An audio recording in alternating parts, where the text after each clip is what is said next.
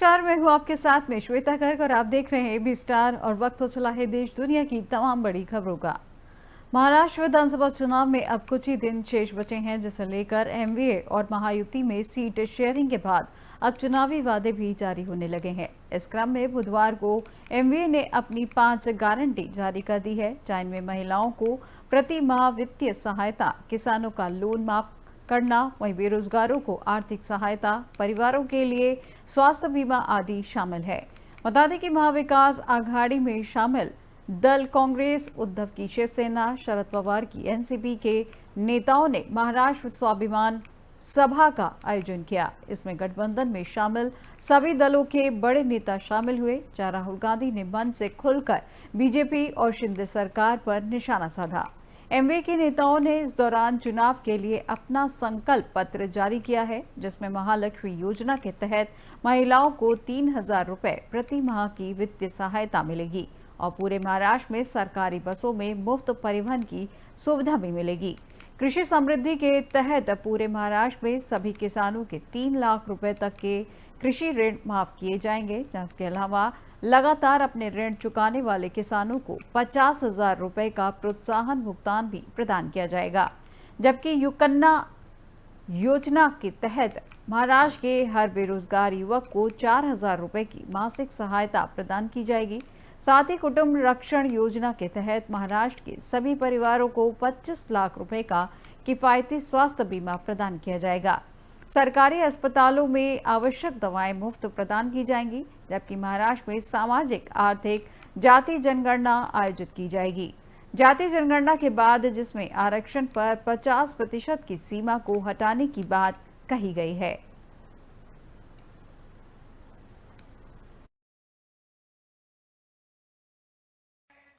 हमारी पहली गारंटी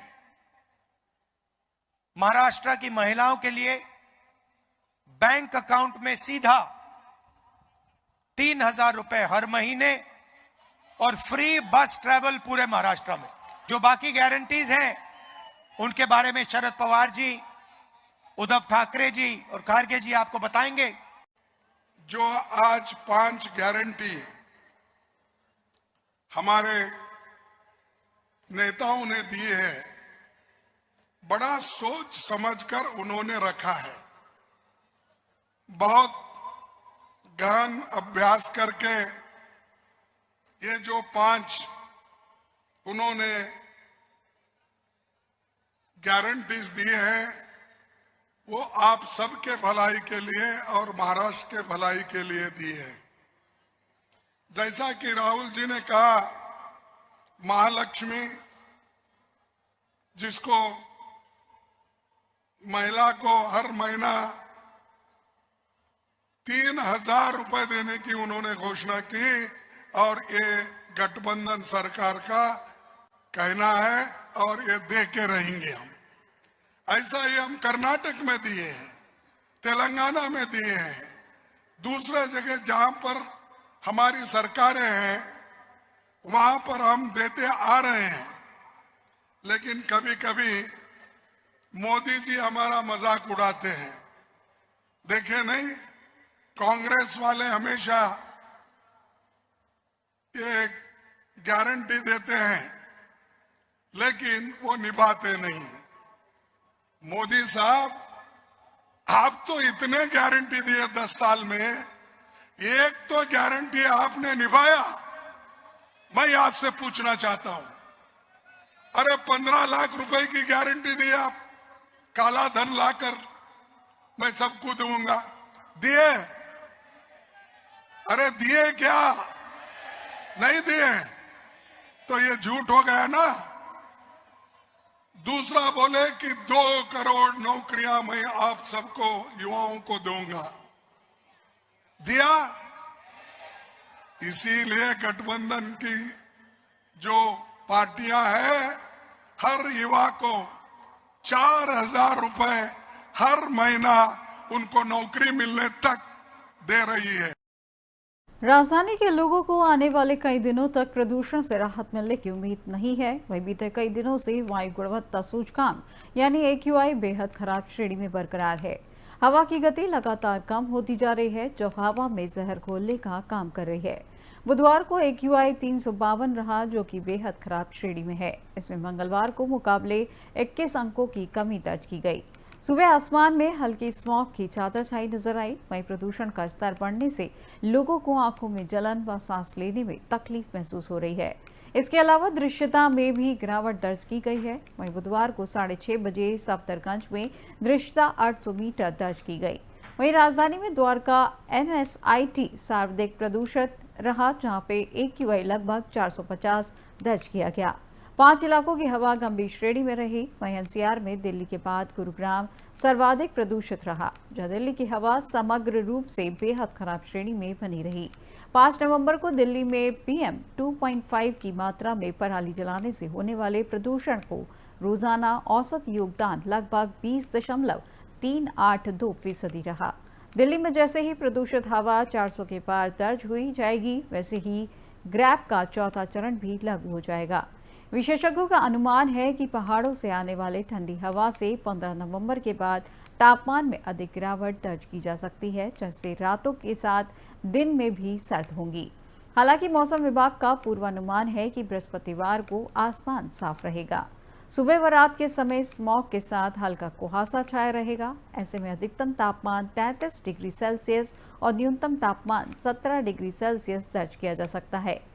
पर्यावरण मंत्री गोपाल राय ने शहर में औद्योगिक प्रदूषण को लेकर दिल्ली सचिवालय में समीक्षा बैठक की, जिसमें दिल्ली प्रदूषण नियंत्रित समिति यानी DPCC, पर्यावरण विभाग, दिल्ली स्टेट इंडस्ट्रियल एवं इंफ्रास्ट्रक्चर डेवलपमेंट कॉरपोरेशन और MCD के अधिकारी मौजूद रहे। इस अवसर पर राय ने बताया कि दिल्ली में औद्योगिक इकाइयों के लगातार निरीक्षण के लिए DPCC और DSIIDC के 58 टीमों का गठन किया गया है। औद्योगिक अपशिष्ट की डंपिंग की निगरानी के लिए पूरी दिल्ली में 3 विभागों की 191 पेट्रोलिंग टीमें तैनात की गई हैं। साथ ही दिल्ली की 1901 पंजीकृत औद्योगिक इकाइयों को PNG में बदला गया है।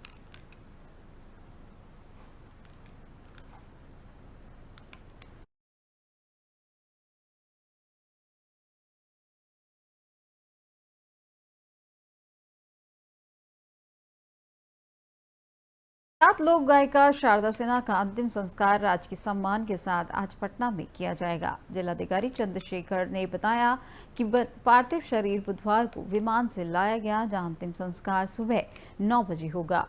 बिहार कोकिला के अंतिम दर्शनों के लिए पटना के राजेंद्र नगर स्थित घर पर दिन भर लोगों का तांता लगा रहा, जहां इलाज के दौरान दिल्ली एम्स में मंगलवार रात उनका निधन हो गया था।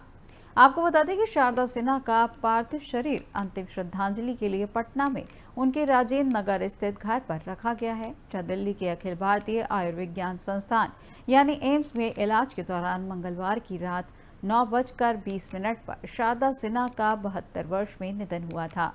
वहीं बिहार के मुख्यमंत्री नीतीश कुमार बुधवार दोपहर श्रद्धांजलि देने के लिए सिन्हा के घर पहुंचे। उन्होंने शारदा सिन्हा का अंतिम संस्कार पूरे राजकीय सम्मान के साथ कराने की घोषणा की है। उन्होंने कहा कि बिहार कोकिला की आवाज ने बिहार की सांस्कृतिक परंपराओं को न केवल देश भर में बल्कि अंतर्राष्ट्रीय स्तर पर पहचान दिलाई है। शारदा सिन्हा का संगीत केवल मनोरंजन का साधन नहीं था, बल्कि इसमें बिहार के गांवों की सरलता, त्योहारों का उल्लास और पारिवारिक बंधनों की मिठास थी। उनके छठ पूजा के गीत, शादी ब्याह के गीत और अन्य पारंपरिक गीत बिहार और पूर्वी भारत के लोगों के जीवन का अभिन्न हिस्सा बन चुके थे। उनकी आवाज़ ने भारतीय लोक संगीत की कई विधाओं को एक नया आयाम दिया था और लोकगीतों को मुख्य धारा में स्थान दिलाया। वहीं शारदा सिन्हा ने पति ब्रजभूषण सिन्हा के निधन के बाद एक भावुक पोस्ट किया था। इसमें उन्होंने लिखा था कि मैं जल्द ही आऊंगी। उनके पिता का निधन इसी साल 17 सितंबर को हुआ था। पोस्ट में शारदा सिन्हा ने अपने पति के साथ बिताए हुए पल याद किए थे, जिसमें लिखा था कि मेरे जन्मदिन पर जब घर पर सभी गहरी नींद में सो जाते थे, तब सिन्हा साहब चुपचाप उठकर मेरे लिए गुलाब के फूल और नाश्ता लाते थे और मेरे जागने तक इंतजार करते थे। जैसे ही मैं उठती वो गुलाब के फूल देते और जन्मदिन की शुभकामनाएं देते थे।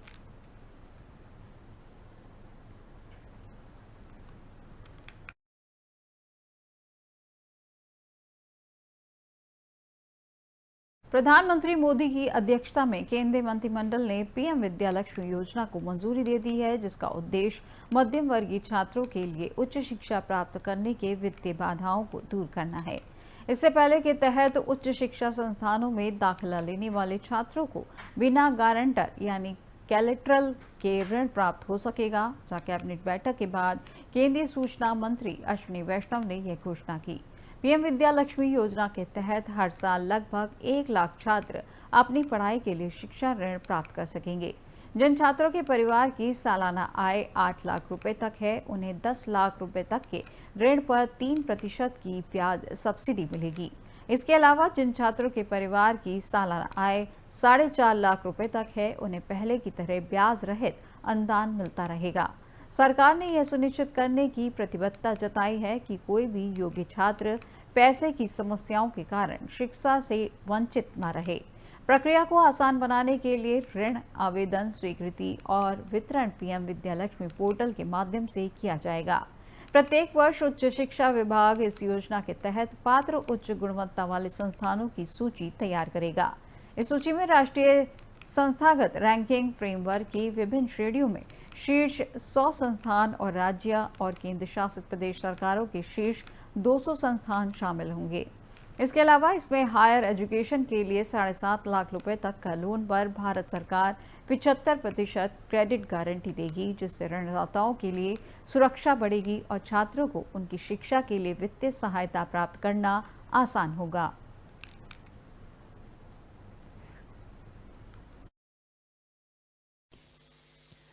साथियों, इसके बाद में एक सेकेंड बहुत बड़ा आज फैसला लिया गया है, हमारी मिडिल क्लासेस के लिए और यूथ के लिए अपॉर्चुनिटीज बढ़ाना। आप सब जानते हैं कि मिडिल क्लासेस के लिए जो रेलेवेंट इंफ्रा है, जैसे मेट्रो सिस्टम्स हैं, जैसे नई तरह की ट्रेन्स हैं या नए एयरपोर्ट्स छोटी छोटी शहरों में भी बनाना, ये एक लंबा प्रोसेस 10 साल में बहुत सारे स्टेप्स लिए गए मिडिल क्लास के बेनिफिट्स के लिए। आज एक नई स्कीम अप्रूव हुई है, फुल्ली सेंट्रल स्कीम है, प्रधानमंत्री विद्या लक्ष्मी स्कीम। प्रधानमंत्री Vidya Lakshmi scheme, this scheme basically empowers the youth and middle class. कोई भी छात्र, कोई भी स्टूडेंट जिसको अच्छी यूनिवर्सिटी में, अच्छे एजुकेशनल इंस्टीट्यूशन में एडमिशन मिला हो, वो वंचित न रहे just because of financial constraints. ये इसका उद्देश्य है। हर एक छात्र, एवरी स्टूडेंट जिसको फाइनेंशियल असिस्टेंस की जरूरत है, अगर उसको फाइनेंशियल असिस्टेंस की जरूरत है और अच्छे यूनिवर्सिटी में या अच्छे किसी एजुकेशनल इंस्टीट्यूशन में उसका एडमिशन हुआ है, तो वो वंचित न रहे। इस उद्देश्य के साथ उसे गारंटी रहे कि उसको फाइनेंसिस के कारण पढ़ाई में बाधा नहीं आएगी। ये बहुत ही इंपॉर्टेंट फैसला है friends, and I would like to share with you. हम में से बहुत लोगों की लाइफ्स में इस तरह के हमने खुद की लाइफ में देखे होंगे, हमारे मित्रों के लाइफ में देखे होंगे, हमारे परिचितों के लाइफ में देखे होंगे, जिसमें फाइनेंशियल कंडीशंस के, फैमिली की फाइनेंशियल कंडीशन के कारण बहुत होनहार बच्चे कई बार हायर एजुकेशन से वंचित रहे। तो पीएम विद्या लक्ष्मी के अंतर्गत एक बहुत सिंपल, ट्रांसपेरेंट मेथड से कोलैटरल फ्री, गारंटर फ्री और 8 लाख से कम इनकम की फैमिली है अगर, तो उनको एक अच्छे इंटरेस्ट सबवेंशन के साथ 10 लाख रुपए तक का लोन बहुत ही कन्वीनियंट तरीके से मिलेगा। जम्मू कश्मीर विधानसभा में बीते दिन अनुच्छेद 370 के तहत तत्कालीन राज्य के विशेष दर्जे को बहाल करने की मांग करते हुए एक ऐतिहासिक प्रस्ताव पारित किया गया है, जिसे केंद्र ने अगस्त 2019 में रद्द कर दिया था। नेशनल कॉन्फ्रेंस के नेता और उप मुख्यमंत्री सुरिंदर कुमार चौधरी की ओर से चल रहे सत्र के तीसरे दिन पेश किए गए प्रस्ताव को विपक्षी बीजेपी सदस्यों के कड़े विरोध के बावजूद सत्तारूढ़ दल का समर्थन मिला। प्रस्ताव में कहा गया है कि यह विधानसभा विशेष दर्जे और संवैधानिक गारंटी के महत्व की पुष्टि करती है, जिसने जम्मू कश्मीर के लोगों की पहचान, संस्कृति और अधिकारों की रक्षा की ओर और उनके एक तरफा निष्कासन पर चिंता व्यक्त करती है। यह विधानसभा भारत सरकार से जम्मू कश्मीर के लोगों के निर्वाचित प्रतिनिधियों के साथ विशेष दर्जे संवैधानिक गारंटी की बहाली के लिए बातचीत शुरू करने और प्रावधानों को बहाल करने के लिए संवैधानिक तंत्र तैयार करने का आह्वान करती है। विधानसभा इस बात पर जोर देती है कि बहाली की कोई भी प्रक्रिया राष्ट्रीय एकता और जम्मू कश्मीर के लोगों की वैध आकांक्षाओं दोनों की रक्षा करेगी। वहीं दूसरी ओर नेशनल कॉन्फ्रेंस के इस प्रस्ताव को बीजेपी ने राष्ट्र विरोधी एजेंडा करार दिया है। जब विधानसभा में भगवा पार्टी ने जमकर हंगामा किया और उसके विधायकों ने 5 अगस्त जिंदाबाद के नारे लगाए। उन्होंने कहा कि जहां हुए बलिदान मुखर्जी व कश्मीर हमारा है। वहीं बीजेपी नेता श्यामलाल शर्मा ने कहा कि अनुच्छेद 370 फाइनल है। शेख अब्दुल्ला से लेकर उमर अब्दुल्ला तक भावनात्मक ब्लैकमेल करना नेशनल कॉन्फ्रेंस की दिनचर्या है। स्पीकर को स्वतंत्र होना चाहिए और किसी भी पार्टी का पक्ष नहीं लेना चाहिए। बता दें कि अगस्त 2019 में केंद्र की नरेंद्र मोदी सरकार ने संविधान के अनुच्छेद 370 को खत्म कर एक ऐतिहासिक फैसला लिया था। इस प्रावधान में जम्मू कश्मीर को विशेष स्वायत्तता का दर्जा भी दिया गया था।